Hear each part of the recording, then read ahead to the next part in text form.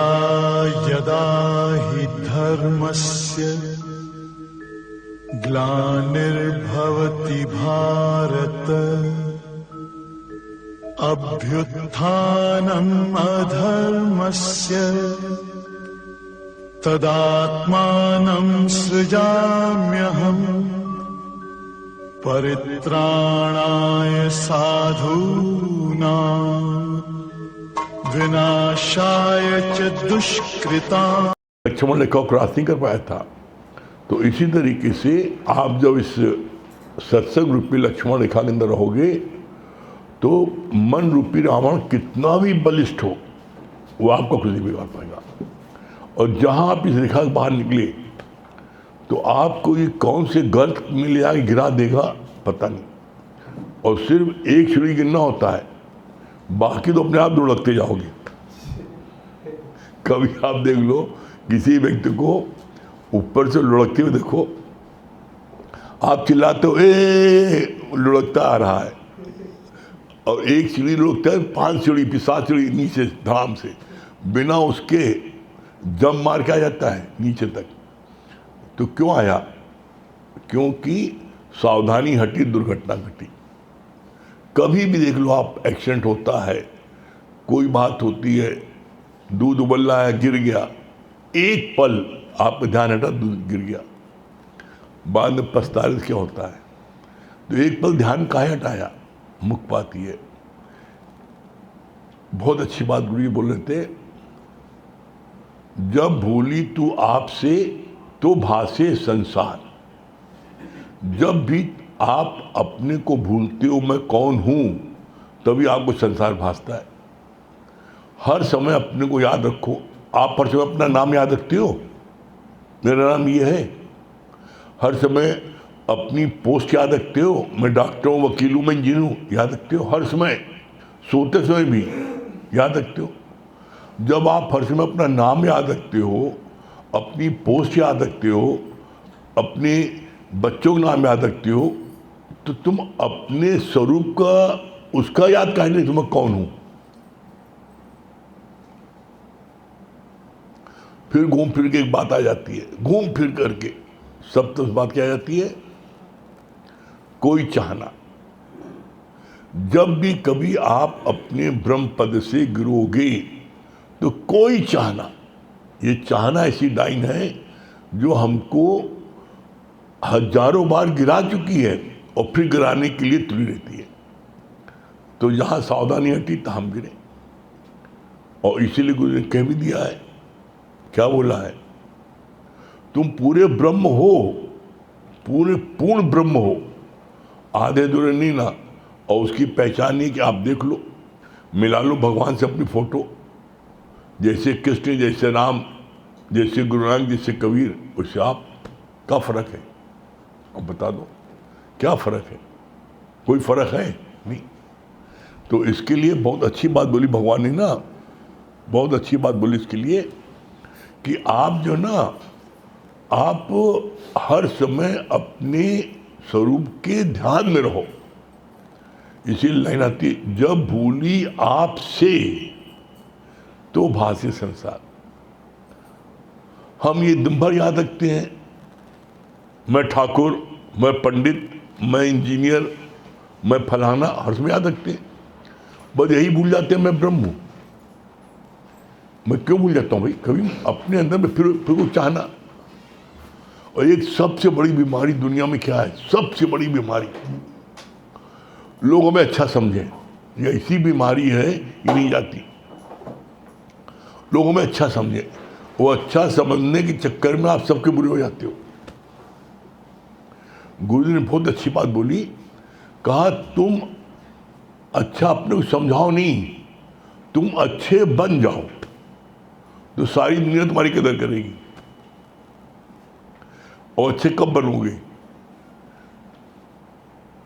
जब जिस लड़की की शादी हो जाती है वो अपने मैके जाती है, मैके में नंद लोग रहती हैं, तो उनको सबसे ज़्यादा चिंता होती है, अब आइए भाई पदर के तमाल पानी ले जाए, बड़ी अलर्ट रहती हैं। और आप पहुंच करके नंदों के लिए कुछ उसको दे दो गिफ्ट, और कुछ भी न चाहो, वो लाख कहे कुछ ले लो, हमें कुछ चाहिए नहीं, कुछ न मांगो, कुछ न लो। देखो नंदे का घर के जितने सदस्य हैं, कहिए फिर से बुलाओ, जल्दी बुलाओ, बड़ा बहुत अच्छी है, काहे अच्छी है, एगो कुछ चाहिए नहीं और बोलिए हमारी मदद करती है। तो वैसे हम क्यों नहीं बन जाते भाई? हमारी चाहना हमको बनने नहीं देती है।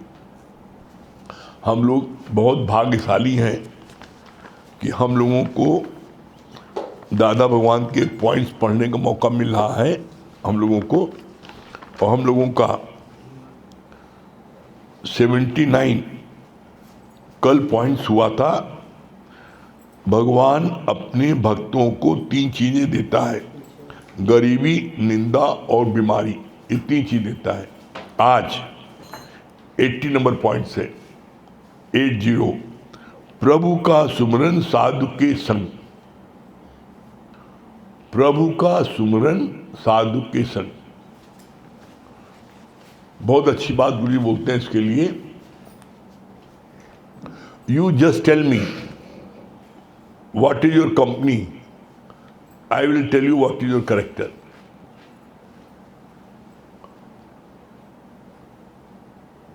जो व्यक्ति जिस कंपनी में रहता है वो जो है उसी के अनुसार हो जाता है। तो अपने बच्चों पर सबसे ज्यादा ध्यान ये दो, इसकी कंपनी कौन सी है। बैड कंपनी है तो आप लाख चाहो बन जाए, नहीं बनेगा। और इसमें एक बड़ी बड़ी मार्के वाली बात है, हर कोई अच्छी कंपनी चाहता है, हर कोई अपना जीवन चाहता सुखमय हो, लेकिन वो गलत कंपनी पकड़ लेता है अपनी रुचि और आसक्ति के कारण। रुचि और आसक्ति कैसे, आप देख लो, एक लाइन से देख लो आप सबको। जिनको राजनीति में इंटरेस्ट है वो राजनीति वालों की कंपनी पकड़ लेते हैं और उनसे राजनीति की बात चलती है और कोई दूसरी बात नहीं होती। जिनको जो पढ़े लिखे हैं, लेक्चरर हैं, उनकी कंपनी पकड़ते हैं तो उससे पढ़ाई हमेशा बात करते हैं, किससे बैठ रहे, कौन से कंपटीशन बैठ रहे हो, क्या कर रहे हो। उसमें जो जिसका जुए में इंटरेस्ट होता है, उस शहर में कहाँ जुआ हो रहा है 2 दिन में ढूंढ लेता है, अपना अड्डा पकड़ लेता है। देख लो आप, हमें ताजुब होता है कि पूरे शहर में लाख पूछो 10 लोग नहीं पता, लेकिन जुआड़ी पता लग जाता है अड्डा कहाँ है जुए का। शराबी को पता लग जाता है यहाँ शहर में रात को 12 बजे शराब कहाँ मिलेगी, वो ढूंढ ले गड्ढा। आप ढूंढ देखो, आप देख लो, जितने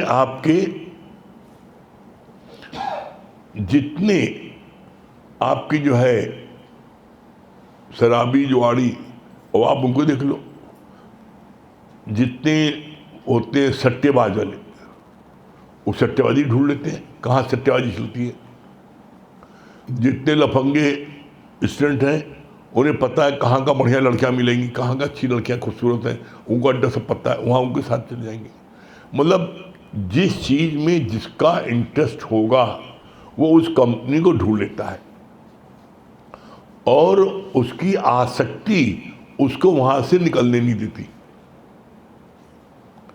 लेकिन एक ये शरीर मट्टी का है, इसकी बड़ी खास बात क्या है, इसको चाहे कोई चीज़ अच्छी लगे और चाहे ना लगे, किसी भी कंपनी में इसको आप 8 दिन डाल दो तो उधर की बात अच्छी लगने लगेगी। कोई बच्चा नहीं चाहता कि हमारे को जो है पढ़ाई लिखाई कंपनी मिले, हमको अच्छे लोगों मिले, सत्संग मिले, कोई नहीं चाहता। उसको यही चाहता है कहाँ तफरीबाजी है वो सब। लेकिन आप 8 दिन उसके साथ लग जाओ और 8 दिन अपने साथ बैठाओ उसको, 8 दिन बस, आप देख लेना ये मट्टी ऐसी है, फिर उसमें से उसको इंटरेस्ट मिलने लगता है और दिलचस्पी ले लेता है। कोई व्यक्ति इस प्रकार की मेहनत करनी नहीं चाहता, बस वो हिटलर का हुक्म कर देता है, खबरदार वहां के तो हाथ पर तोड़ देंगे।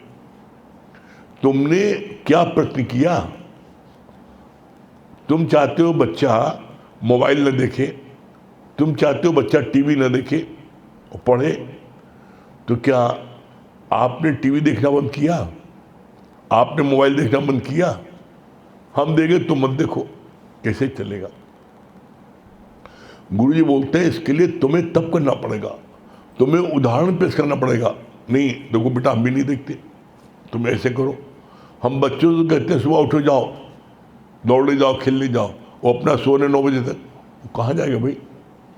आपको इंटरेस्ट है तो आप उठो, उठाओ और साथ में चलो हमारे साथ, देखो 8 दिन ले जाओ। उसके बाद आप मत जाओ, आप उसको वहीं से टुनके मारो, जाओ, चला जाएगा। तो मुख्य चीज़ क्या है कि आप बच्चों में इंटरेस्ट डेवलप करो। इसलिए बोला है कि प्रभु का सुमरन साधु के संग और चाह भी उपजे साधु संग। किसी ने भी, आप जितने बैठे हो, किसी ने अपने बच्चे को मोटिवेट किया बेटा और सत्संग चले, और चलो बड़ा आनंद आता है, बड़ी शांति मिलती है, तुम पढ़ने फर्स्ट आ जाओगे, बड़ी एकाग्रता मिलती है। जो बच्चे सत्संग आने लगते हैं उनकी पढ़ने में एकाग्रता इतनी ज़बरदस्त हो जाती है कि जो चीज़ जो सत्संग में नहीं आते वो 4 घंटे में याद करेंगे, और जो बच्चे सत्संग में आते हैं वो 1 घंटे में याद कर लेते हैं। कारण क्या है?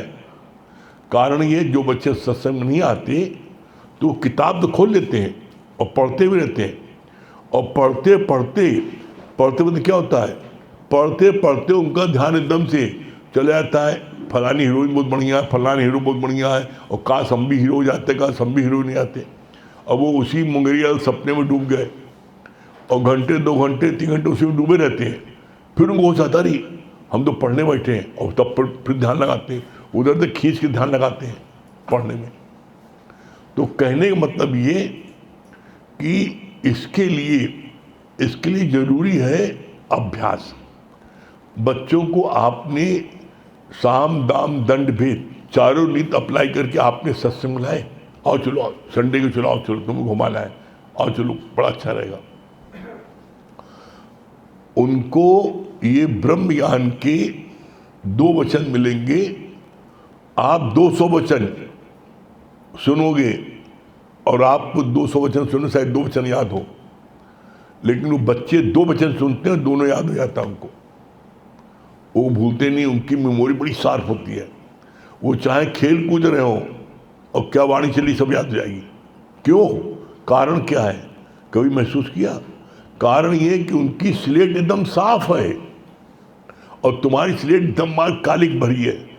बचपन से लेकर आज तक तुमने इतने बदकर्म किए हैं, कालिक भरी है। उसमें गुरु लिखता भी दिखाई नहीं पड़ता है। पहले तुम्हारी कालिका को पहले मिटाए, उसको सालों लगता मिटाने में। क्यों? बोला नहीं गुरुजी ने से, उसने कहा नहीं, कहा कि गुरुजी हमको ज्ञान लगते नहीं ना, बहुत कोशिश करते मैंने ज्ञान नहीं लगता। क्या बात है, हम इतना सुनते ज्ञान नहीं लगता, कोई चीज़ याद ही नहीं होती हमको आपकी। क्या बेटा प्रैक्टिकल बताएंगे थ्योरी? क्या गुरु प्रैक्टिकल बहुत जल्दी समझ में आता है, बताइए। क्या कल हम तुम्हारे घर में खाना खाने आएंगे तब बताएंगे। बड़ा खुश हुआ, गुरु जी खाना खाने आएंगे। गए गुरु जी खाना खाने गए, बोला बेटा हमको बहुत जल्दी है, हमारे कमंडल में जल्दी जो बनाए इसमें डाल दो। कहा ठीक है गुरु जी। कमंडल में डालने का कार्य, गुरु जी इसमें तो लीद भरी है, बड़ा गंदी है। कहा यार हमें खाना, हमें तुम जल्दी भरो, हमें जाना है। कहा गुरु जी देसी की बनावा इसमें नहीं भरेंगे, सब खराब हो जाएगा। अब देसी की खाना बनाया तुम उसमें नहीं डाल लो, क्यों? क्योंकि कितना भी अच्छा खाना बना है उस लीद में जाएगा तो खाना खराब हो जाएगा।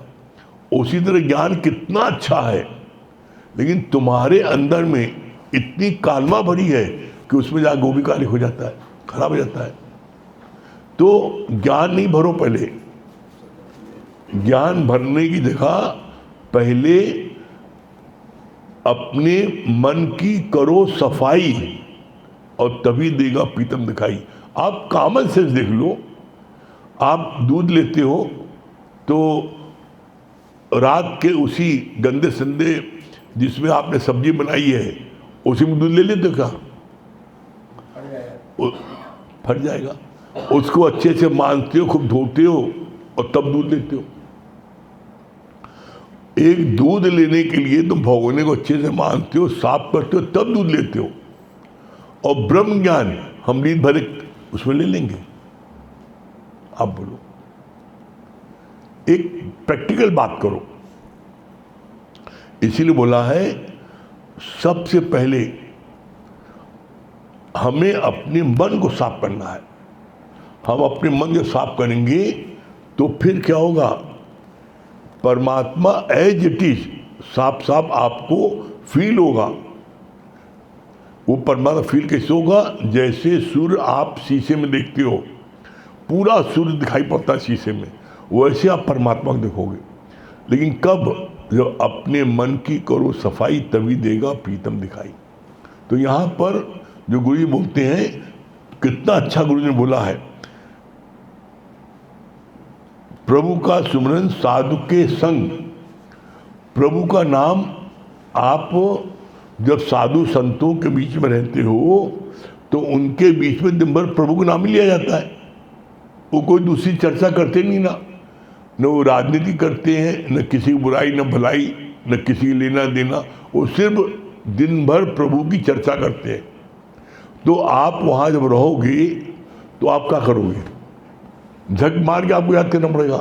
पहले बेमन से, बेरुखी से, बेअदब से, झुंझलाहट में लोगे तो भगवान ने इसका भी जवाब दे दिया है। चाहे रीझ भजो और चाहे खींच भजो, तुम भजो बस हमें, तुम्हारा उद्धार हो जाएगा। ये कहा है कि हमको श्रद्धा से भजो। बोला चाहे रीझ भजो चाहे खींच भजो, कैसे तुम बस भजो हमें, तो तुम्हारे अंदर में क्या है? परमात्मा प्रकट हो। कैसे? अब आप बताओ। आप चाहे खूब श्रद्धा से, चाहे बेमन से, चाहे गुस्से से आप जो है पत्थर को रगड़ते रहो, चिंगारी निकल आएगी। लोहे को रगड़ते रहो, चिंगारी निकल आएगी। उसी तरीके से आप जब ज्ञान को रगड़ते रहोगे, प्रभु को रगड़ते रहोगे, प्रभु नहीं प्रकट होगा। इसीलिए कहते हैं कि जब ज्ञान भया तो कर्म ही नाश। ये नहीं कहा है कि प्राइम मिनिस्टर बना तो कर्म ही नाश। ये नहीं बोला कि IAS अफसर बना तो कर्म ही नाश। ये नहीं बोला कि बहुत धन कमा लिया तो कर्म ही नाश। नहीं, ज्ञान भया तो कर्म ही नाश। क्यों? ज्ञान क्या हुआ? दुनियावी ज्ञान नहीं, ब्रह्म ज्ञान। दुनिया के सारे ज्ञान आप प्राप्त कर लो, दुनिया के सारे ज्ञान प्राप्त कर लो, तब भी कुछ नहीं होना है। उससे आप बाहर की जगत की धन दौलत कमा लोगे। जब ब्रह्म ज्ञान प्राप्त करोगे तब आपको पता लगेगा। क्या पता लगेगा? कि इस पूरे ब्रह्मांड में सिर्फ ब्रह्मी ब्रह्म समाया है। पूरे ब्रह्मांड कोई दूसरा नहीं ना। इसीलिए लाइन आती ना, जब भूली आपसे तो भासे संसार। संसार कब भासता है? जब मैं भूल गया मैं कौन हूं, हु आई एम, मैं कौन हूं। एकांत में बैठ करके आप सुनो, आपको अंदर से आवाज आएगी, आई एम दैट, मैं हूं। कैसे? जब बोला सारे इंद्रियों का शोर समाप्त होगा तब ये सुनाई पड़ेगा। कैसे सुनाई पड़ेगा? इसका आज आप रात को प्रैक्टिकल देख लेना। आप अभी अपने कमरे में जाओगे तो आपको अपने श्वासों की आवाज नहीं सुनाई पड़ेगी। लेकिन जब सब सो जाए, एकदम सबके कमरे का टीवी बंद हो गया, शोर शराबा बंद हो गया, लाइट बंद हो गई, एकदम एकांत, उस समय देखो आपके अंदर की श्वास आपको सुनाई पड़ती है। तो बोला नहीं, सकल द्वार बंद, समाधि लगा के देख और अंतःकरण में ज्ञान की ज्योति जला के देख। कौन सी ब्रह्म ज्ञान की ज्योति जला के देखो, मैं कौन हूँ, हु आई एम। जैसे विवेकानंद गुरु के पास गए और उन्होंने दरवाजा खटकाया, बोला कौन, कहा नरेंद्र, उनका नाम पहले नरेंद्र था, नरेंद्र। दरवाजा खोला, कौन, नरेंद्र। कहा कौन नरेंद्र, कहा मैं नरेंद्र। कहा तुम्हारा सीना है, कहा मैं नरेंद्र। कहा तुम्हारा माथा है, मैं नरेंद्र। तुम्हारा हाथ है, अरे मैं नरेंद्र। तुम्हारा पैर है, नरेंद्र कौन। तब वो बौराना, अरे आप ही बताओ मैं कौन। तब बोला यही मैं तुमसे कहना चाहता हूं, बताओ नरेंद्र कौन। तुम कहो मैं नरेंद्र सीना है, मैं नरेंद्र गाल है, मैं नरेंद्र सिर है, ये हाथ है, नरेंद्र कौन। तभी उसका विवेक जागृत हो आखिर हम। तब बोला बताइए मैं कौन। तब बोला गया मान ये न मान तू है भगवान। तू है भगवान, लेकिन छठी के दिन माँ बाप ने तुमको नाम नरेंद्र दे दिया, वो पक्का हो गया, वो पक्का हो गया। तो जब आप गुरु के पास आते हैं तो गुरु आपको अपने असली नाम को याद दिलाता है, यू आर दैट, मान या न मान तू है भगवान, याद दिलाता है। तो ये जो हमें ये चीज याद कब आएगी, जब हम साधु का संग करेंगे। हम संग करेंगे माय वालों का, तो वहाँ कैसे याद आएगी। माय वालों संग करो, वो यही बोलेगा कितना इकट्ठा कियो, कितनी ज़मीन है, कितनी एफडी है, कितने मकान है। वो माए बात जिनके माए हम तो देखा अरबपति हैं, उनसे कभी कहते हैं करवाती भैया 2-4 मिनट आई तो, अरे मरे फुर्सत नहीं ना, ज़मीन है, मकान है इधर। अब हम तुम कितना अपने ऊपर, गुरुजी ने हमारे सामने कहा एक को, जब जम्बर धन की बात कर रहा था तो कहा कि तुम्हारी अर्थी जो ना, ये जो है कार के ऊपर उठेगी और कार ले लो। कितनी ले लो कार। बोला कि तुम आखिर क्या करो धन का। भाई तुम पूरे मकान में भर लो नोट, क्या करोगे। कभी विचार करो क्या करोगे। खाना 2 रोटी है और 2 रोटी खाना है, उसमें भी शांति से नहीं खा रहे हो, बस इकट्ठा करे जा रहे हो, और इकट्ठा कर ले और इकट्ठा कर ले और बढ़ा ले। ये एकदम उसी प्रकार से जैसे बॉम्बे एक व्यक्ति गया, उतरा स्टेशन पर और टैक्सी वाले ने कहा जल्दी चलो जल्दी चलो, बैठा भैया बैठ जाओ, चले, और चल रहा है पूरे बम्बई की चक्कर, चलो चलते चले।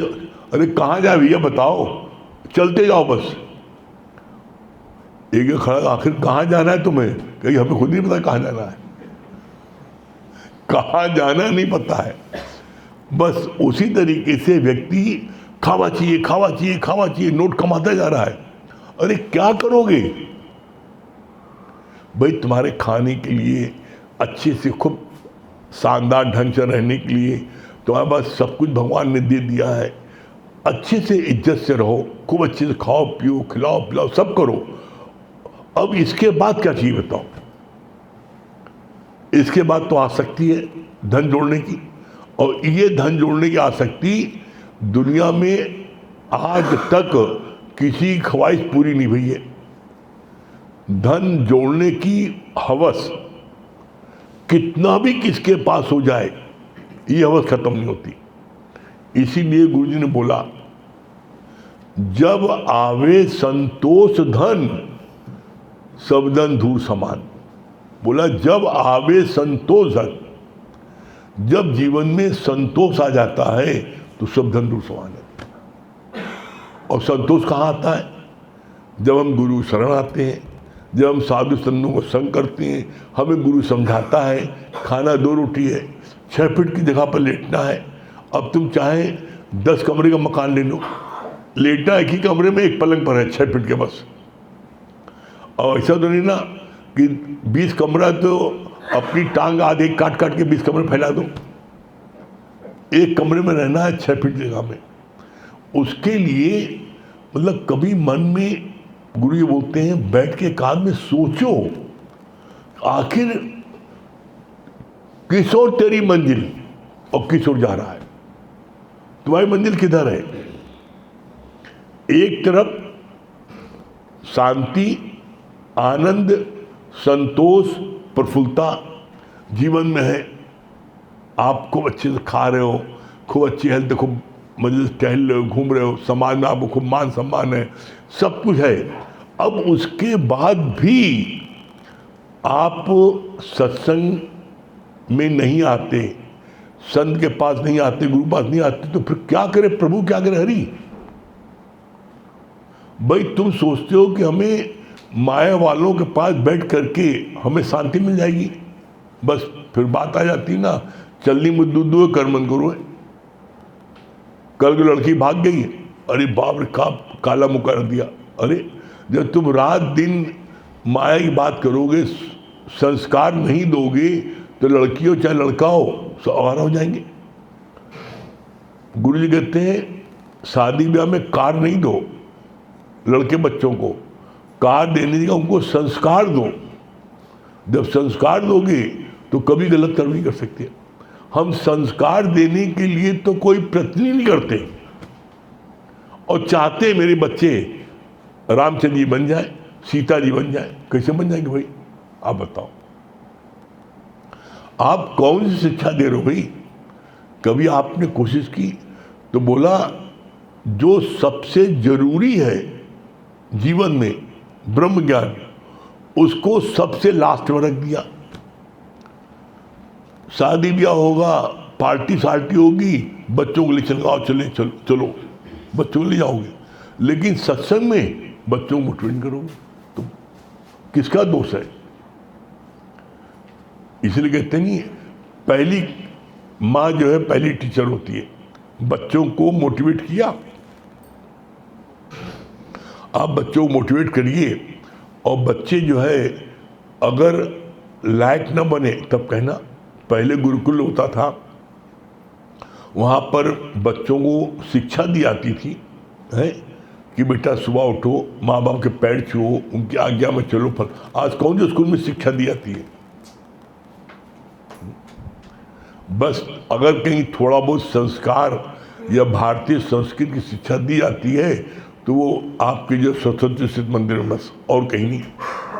सरस्वती स्थित मंदिर में आज भी वहाँ पर ये शिक्षा दी जाती है, बच्चों को सिखाते हैं। नहीं, जब भोजन करो, भोजन मंत्र पढ़ के भोजन करो, माँ बाप के चरण छुओ, उनकी आज्ञा में रहो। एक भारतीय संस्कृति उनको सिखाई जाती है। तो अब आप देखो, आप भेज कहाँ रहे हो और चाहते क्या हो। चाहते हो कि हमारा लड़का हमारी खूब इज्जत करे, भारतीय संस्कृति पले, और भेजो अंग्रेजी मीडियम स्कूल किटिर पिटी करने। और वहाँ तो एक बात वो कहा जाता है, don't accept anything without argument. कोई तुमसे कुछ कहे बिना आर्गुमेंट के, जब तक साबित न करे मानना नहीं। इसलिए देखो, जितने बच्चे अंग्रेजी स्कूल में पढ़ते हैं बड़ा बहस करते हैं। आप कोई बात कहोगे, क्या करें, बताओ क्या कारण है, हम ये करेंगे, हमें ये पसंद है, करना नहीं मानते। इंग्लिश मीडियम स्कूल के बच्चे जितने हैं, 99% बच्चे जो है बड़ी बहस करते हैं, और वो जो है वो उनके अंदर में इतना ज़बरदस्त अहंकार भरा होता है कि वो अपने माँ बाप तक नहीं सीखते, बिल्कुल भी नहीं सीखते। तो ऐसे में आप देखो क्या चाहते हो और क्या दे रहे हो। आप चाहते हो कि बच्चे हमारे अच्छे हों, लायक बने, तो उनको कभी साधु संगत में लाए, सत्संग में लाए, कभी उनको मोटिवेट किया, यहाँ चलोगे तो तुम्हारा जीवन बनेगा, तुम्हारा जीवन बहुत अच्छा होगा। इसलिए बोला भगवान ने, प्रभु का सुमरन साधु के संग, और चाह भी उपजे साधु के संग। जब आप ऐसा करोगे तो जीवन का जो लक्ष्य है, जीवन का लक्ष्य है शांति। तो आपके जीवन में आपको शांति मिलेगी, आनंद मिलेगा, संतोष मिलेगा, प्रफुल्लता मिलेगी। और ये सारी चीजें अंदर की हैं। और आप बाहर मुखी बनोगे, माया में जाओगे, तो आपको भौतिक जगत के सारे सुख साधन मिल जाएंगे। कोठी बंगला बड़ा हो जाएगा, नौकर चाकर हो जाएंगे, गाड़ी घोड़ा हो जाएगा, धन दौलत हो जाएगी, जमीन हो जाएगा, एफडी हो जाएगा, बहुत आपका बाहरी सारे सुख हो जाएंगे, लेकिन अंदर से आप कंगाल हो जाओगे। हमें एक व्यक्ति ऐसा ला दो इस पूरे संसार में, एक व्यक्ति जिसको ज्ञान प्राप्त न हुआ हो, ब्रह्म ज्ञान, और वो जो है शांति से आनंद में रह रहा हो, चाहे वो वर्ल्ड का रिचेस्ट मैन हो, तब भी वो रात में सो नहीं पाता, चिंताएं उसको हैं। और जो ज्ञानी है वो सुख से जगे, सुख से सोए। वो जब सोता है साउंड स्लीप, कोई चिंता नहीं, एकदम मुर्दात रहा। क्यों? कोई चिंता ही नहीं ना। वो इस बात को मान के बैठा है, मेरा कुछ है ही नहीं, मेरा कोई लेके आ जाएगा, जो कुछ है प्रभु का है। तो हमें चिंता कब होती है? जब हम किसी चीज को अपना बना लेते हैं। जैसे बड़ा अच्छा बताया गुरु जी ने, बहुत अच्छी बात। एक राजा को नींद नहीं आ रही थी, तो एक बच्चा भजन गाता हुआ निकला, तो राजा को भजन की आवाज सुन करके उसको नींद आ गई। तो राजा ने बोला कि कल इस समय रात में इधर से भजन गाते इसमें जो बच्चा गया था उसको लेके आओ। वो जो है उसके भजन की आवाज़ में उसको नींद आ गई थी, लाया गया। बेचारा गरीब बच्चा, झुंडी झोपड़ी में रहने वाला, उसको आया, बोलो क्या बात? कहा बेटा तुमने भजन सुनाया तो नींद आ गई, और ये लो तुम्हारे को, उसको 10,000 रुपये इनाम दे दिया, 10,000 रुपये इनाम लो। अब वो बड़ा खुश हो गया, आहा आज तुम इतने रुपए के मालिक हो गए। अब घर गया, न कहीं कुंडी, न कहीं दरवाजा, न कहीं ताला, कहाँ रखे, यहाँ रखे, यहाँ रखे, कुछ आने जाए। सारी रात बेचारे रुपए अपने सिराने दबाए से लेटा, सुबह उठा लाला लाल परेशान, कहे अब समझ में आवा राजा को रात भर नींद काहे न आती। गया राजा के ऊपर उसके मुंह में फेंका, कहा राजन बहुत अच्छा आपने इनाम दिया, हमने आपको नींद दी, आपने मेरी नींद उड़ा दी, अभी अपना रुपये अपने पास रखो, मिलने चाहिए। तो इसीलिए गुरु जी ने बोला, money at the most can spoil man, not make a man. हमें शांति चाहिए, आनंद चाहिए, संतोष चाहिए, प्रफुल्लता चाहिए। The aim of life is peace of mind. हमें किसे मिलती है? जिस चीज़ में शांति मिलती है हम उस चीज़ को बढ़ाते जाएं, और जिस चीज़ में हमें शांति मिलती है आप उसको छोड़ने की कोशिश नहीं करो, फेंकने की कोशिश नहीं करो, बस आप इस मार्ग पर आगे बढ़ते जाओ।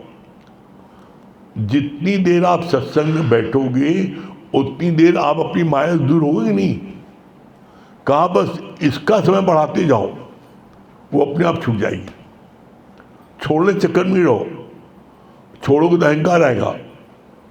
बस तुम इधर बैठते जाओ और देखो तुमको आनंद नहीं मिले तब कहना। जो कहना मानेगा उसको आनंद मिलेगा, और जो कहना नहीं मानेगा तो फिर जो है वो ऐसी परेशान होगा। ठीक है? हाँ, सुभाष भैया दिल्ली